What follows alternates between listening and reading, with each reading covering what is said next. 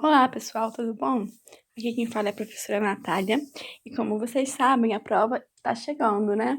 E nós já acabamos toda a matéria para essa prova, né?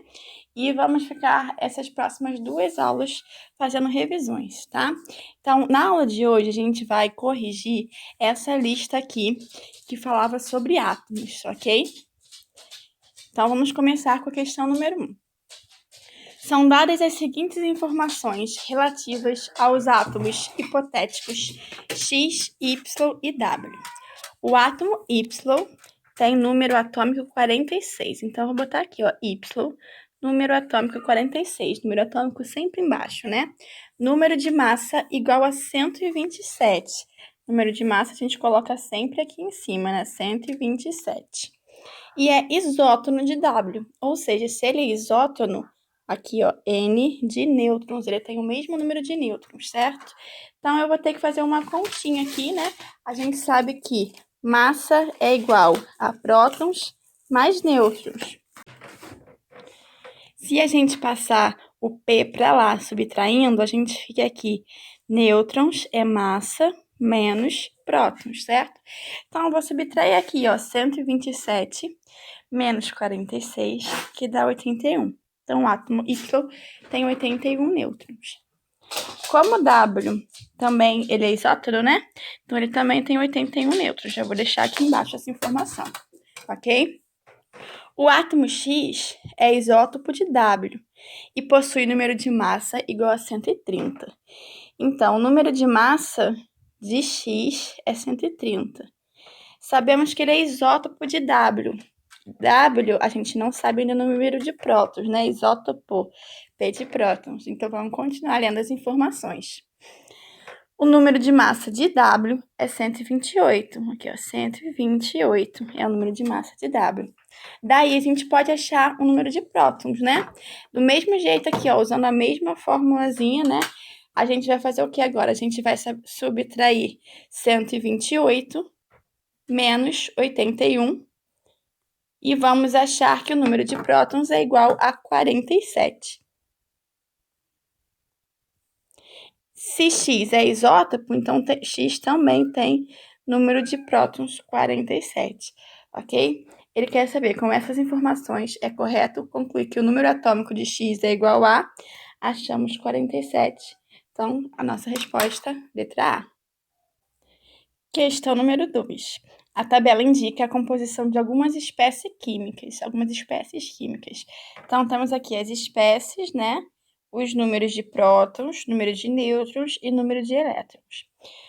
Com relação a esses dados, é correto afirmar que 1 e 4 são isótopos. Isótopos, P de prótons, né? Então, eles têm que ter o mesmo número de prótons. Então, ó, 1 e 4 tem número de prótons completamente diferentes, então eles não são isótopos, ok? 2 e 3 são isótonos. Para a gente saber o número, se eles são isótonos, temos que verificar os números de nêutrons. 2 e 3, ó, 2 e 3, número de nêutrons diferentes. Então, tá falsa, né? C, 1 e 2 são eletricamente neutros. Para eles serem neutros, para um átomo ser eletricamente nêutron, eles têm que ter o número de prótons igual ao número de elétrons, certo? Então, vamos ver isso em 1 e 2, ó. Em 1, 6 prótons e 6 elétrons. Ele realmente é nêutron. 2, 6 prótons, 6 elétrons também é neutro. Então, essa aqui é a minha resposta correta. E a última, vamos ver por que está errada. 3 e 4 representam o mesmo elemento químico. Para ser o mesmo elemento químico, eles têm que ter o mesmo número atômico, ou seja, o mesmo número de prótons. E a gente vê que 3 e 4 têm números de prótons diferentes, então por isso eles não podem pertencer ao mesmo elemento químico. Questão número 3. Observe atentamente a representação a seguir sobre um experimento clássico realizado por Rutherford. Então, temos aqui, né, o polônio, que é radioativo, né, que libera partículas alfa, partículas de carga positiva, né, e essas partículas vão contra uma folha de ouro. Parte dessas partículas atravessavam diretos direto e eram detectadas, e parte eram desviadas, ok? O que ele chegou a concluir com isso aí? É que o átomo, então, ele possuía um grande espaço vazio. Ele possuía um núcleo denso, certo? Onde estariam os prótons e nêutrons, né? E ao redor desse núcleo denso estariam os elétrons circulando. Porém, esses elétrons, eles estavam bem distantes e havia um grande espaço vazio entre eles. E por causa desse espaço vazio é que as partículas conseguiam atravessar direto. E quando elas desviavam, é porque elas se encontravam com um núcleo de mesma carga e eram desviadas por eles, ok? Então, a partir daí, nós vamos ver aqui, ó. O Rutherford concluiu que o núcleo de um átomo é positivamente carregado. Sim, o núcleo de um átomo é positivamente carregado, mas essa conclusão não veio a partir de Rutherford, tá? Essa parte de o átomo ter uma esfera positiva com partículas negativas foi vista antes por Thomson. B. Os átomos de ouro são muito volumosos. Ele não viu isso, né? Ele viu que eles tinham um espaço vazio entre eles. C. Os elétrons em um átomo estão dentro do núcleo. Também não, né? E D. A maior parte do volume total de um átomo é constituído por espaço vazio. Essa aqui foi a nossa conclusão, certo? Questão número 4. Assinale a afirmativa que descreve adequadamente a teoria de Dalton. Toda matéria é constituída de átomos que. Então, vamos lembrar primeiro sobre a teoria de Dalton, ok? Dalton foi o primeiro a dar um modelo atômico. E ele dizia que o átomo era uma esfera maciça, certo? Indivisível e indestrutível, ok? O que variava de uma esfera para outra, ou seja, de um elemento químico para outro, era o tamanho e a massa desses átomos, certo? Então, nós tínhamos esferas iguais, de mesma massa, mesmo tamanho, mesmas propriedades, que representavam elementos químicos iguais, e esferas diferentes, de tamanhos diferentes, que representavam elementos químicos diferentes, certo? Então, vamos lá, vamos ver as nossas alternativas. Letra A. Ele dizia que os átomos, os quais são formados de partículas positivas e negativas, não, para ele, o átomo era indivisível, certo? A gente não tinha descoberto ainda a separação de cargas. Letra B. Os quais são formados por um núcleo positivo e os elétrons gravitavam, não. Aqui mostra mais uma vez a divisão de cargas. Letra C. Os quais são formados por um núcleo positivo e por elétrons que gravitavam em diferentes camadas? Também não. Essas três alternativas estão mostrando que o átomo é divisível e o Dalton achava que era uma esfera maciça. Então, letra E. Todos os átomos de um mesmo elemento químico são idênticos, sim, assim como a gente falou. Ok? Questão 5. Analise as frases abaixo e assinale a alternativa que contém uma afirmação incorreta. Os nuclídeos C, carbono 12 e carbono 13 são isótopos. Isótopos P de prótons, eles têm o mesmo número de prótons, então essa afirmativa está correta, nós estamos procurando as incorretas. Isóbaros são nuclídeos com o mesmo número de massa. A gente representa a massa pela letra A, né? Como a gente viu na nossa fórmula. A é igual a N mais P, né? E isóbaros realmente possuem o mesmo número de massa, ok? O número de massa de um nuclídeo é a soma do número de elétrons com o número de nêutrons. A gente acabou de ver que não, né? É a soma de prótons com o número de nêutrons. Então, essa é a nossa alternativa errada. Vamos lá continuar vendo por que as outras estão corretas, né? A massa atômica de um elemento químico é dada pela média ponderada dos números de massa de seus isótopos. Sim, a gente não viu isso ainda, mas aquela massa que a gente encontra lá na tabela periódica, ela vem a partir de uma massa, né, de uma média dos isótopos, como a gente viu na letra A, que existe carbono com massa 12, carbono com massa 13, ainda existe o carbono com massa 14. Aí é feita uma média, né, para ver qual é a massa que a gente vai colocar na tabela periódica. Nós aprenderemos ainda a calcular essa média. E letra E, isótonos são nuclídeos que possuem o mesmo número de nêutrons. N de nêutrons também está correta, ok? Vamos para os exercícios de fixação número 2. Um experimento conduzido pela equipe de Rutherford consistiu no bombardeamento de finas lâminas de ouro para o estudo de desvios de partículas alfa. Rutherford pôde observar que a maioria das partículas alfa atravessava a fina lâmina de ouro. Uma pequena parcela era desviada de sua trajetória e uma outra pequena parcela era refletida. Rutherford, então, idealizou um outro modelo atômico que explica os resultados obtidos no experimento. Em relação ao modelo de Rutherford, afirma-se que...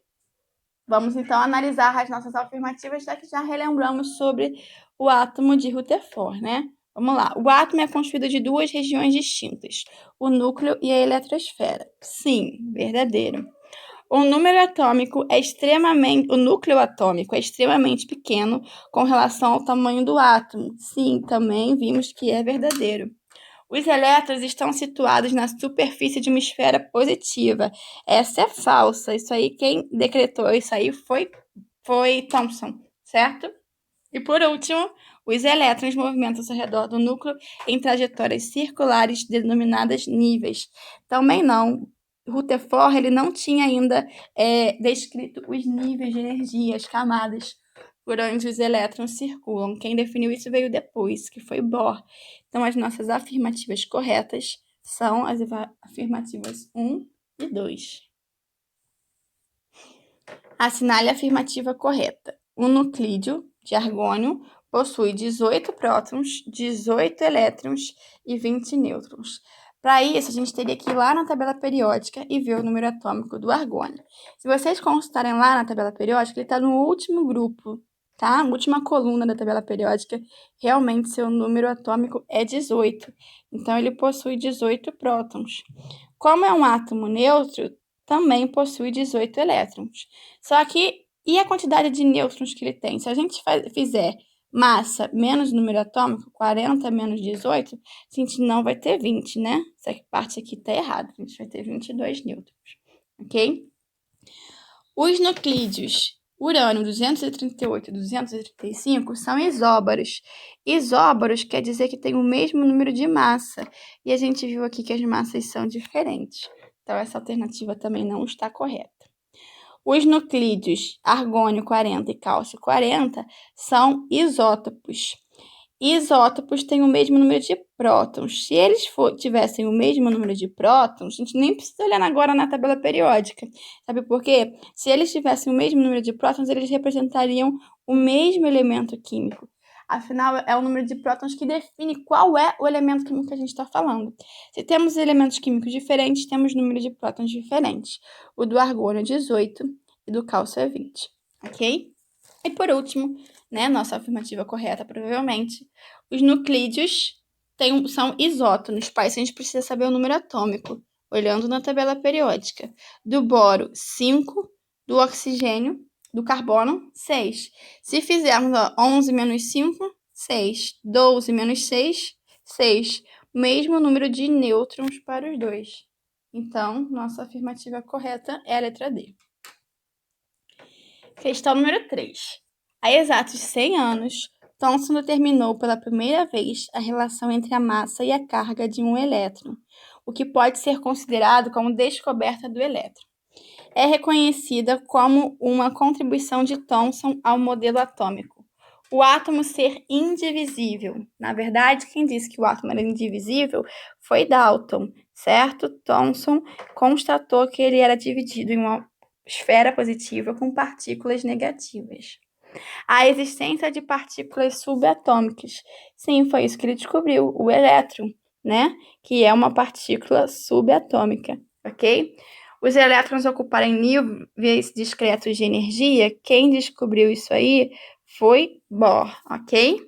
Os elétrons girarem em órbitas circulares ao redor do núcleo, também podemos dizer, vamos botar que foi Rutherford e Bohr. Ok? Rutherford ele descobriu que os elétrons circulavam ao redor do núcleo, mas quem falou das órbitas foi Bohr, ok? E o átomo possui núcleo com carga positiva e uma eletrosfera. Quem descobriu isso aqui, né, de eletrosfera foi Rutherford, quando ele separou o núcleo, o espaço vazio e a eletrosfera, ok? Então, a letra B é a nossa resposta correta. Questão número 4. As figuras apresentam alguns experimentos de raios catódicos realizados no século passado, no estudo da estrutura atômica. Então, temos a figura aí, né? O raio catódico, né? Um tubo de raios catódicos, né? E a gente vê aqui, ó, o desvio, né? Em direção ao polo positivo, o desvio dos elétrons, né? Então, vamos lá. O tubo da figura A e B contém um gás submetido a alta tensão. Figura A, antes de ser evacuado. Figura B, a baixas pressões. Quando se reduz a pressão, há surgimento de uma incandescência, cuja cor depende do gás do tubo. A figura C apresenta a deflexão dos raios catódicos em um campo elétrico. Em relação aos experimentos e às teorias atômicas, assinale as seguintes afirmações. Na figura B, fica evidenciado que os raios catódicos se movimentam numa trajetória linear. Aí nós podemos ver que realmente se movimentam uma trajetória linear, porque a gente vê que ele forma uma sombra. Se ele forma uma sombra, quer dizer que os raios catódicos, eles batem aqui, né, na minha amostra do sulfeto de zinco, e o que é projetado aqui é a sombra do brometo de zinco. Então, podemos marcar essa como certa. Na figura C, verifica-se que os raios catódicos apresentam carga negativa. Se eles estão indo em direção à carga positiva, cargas opostas se atraem, né? Então, eles realmente têm carga negativa. Então, essa também está correta. Os raios catódicos são construídos por partículas alfa. Não, quem tem partícula negativa? A gente viu que são os elétrons, né? Então, os raios catódicos são constituídos por elétrons e não partículas alfa, ok? E por último, esses experimentos são aqueles desenvolvidos por Rutherford. Também está falso. Quem desenvolveu não foi Rutherford e não foi o modelo de Rutherford, foi o modelo de Thomson, que surgiu a partir daí. Então, a nossa alternativa correta é 1 e 2, letra C.